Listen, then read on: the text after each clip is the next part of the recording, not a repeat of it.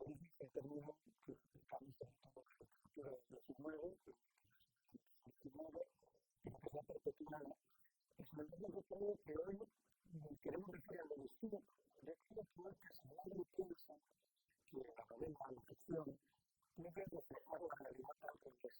Debe contar cómo es una sociedad, cómo es la psicología de una persona, cómo es la relación entre personas.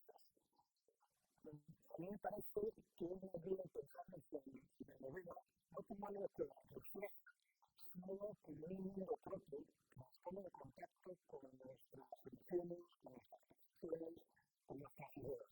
Es decir, una novela no sería un espejo, sino que sería un reflejo. El Julián Turing no es una novela, casi todas, pero en particular la última novela, en uno hay unos personajes que podríamos decir que se acercan al realismo, en el sentido de que gente parecida haría cosas parecidas a lo que hacen estos personajes, pero el contexto no es realista en ese momento, es un contexto deslocal. Uno es la historia de una mujer, de un niño, que es su hijo y que apenas habla, y un gato que conviven, o más bien sobreviven, en una cabaña en el bosque. Es un extraordinario, como digo, tienen relaciones que podrían parecer realistas, pero que es una sobrevivir en medio de una naturaleza que no se comporta como debería.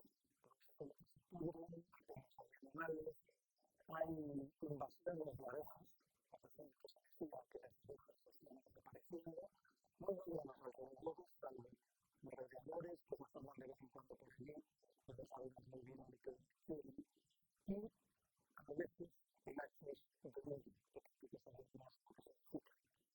Yo creo que sobre todo una novela de satisfacción. Es decir, lo que he pretendido de alguna forma es que quien lee una novela se sienta también en esa cabaña de ese bosque.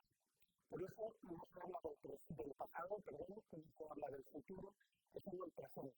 El que vivir un día más, conseguir alimento, resistir al frío, enfrentarse a las distintas amenazas que pueden ir surgiendo. Yo creo que una cosa fundamental es lo que piensa, lo que siente, lo que cuenta la narradora.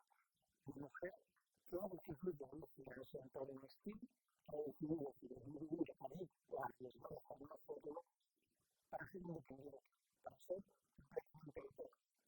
Y por eso tiende a rechazar los efectos, incluso por eso mismo no quiere creerlo, porque los efectos exactos nos ayudan a hacer cosas que no deseamos.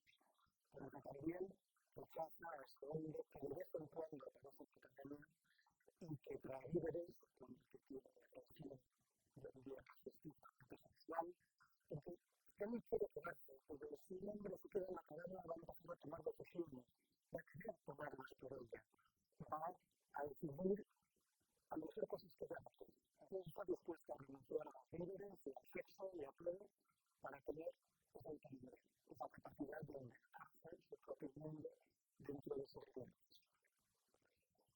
Y decimos una novela, ya para acabar, diría que es una novela de contrarios, en la que tenemos la amenaza y la belleza, la necesidad de afecto y el deseo de independencia, viendo, diría, la violencia y la contemplación.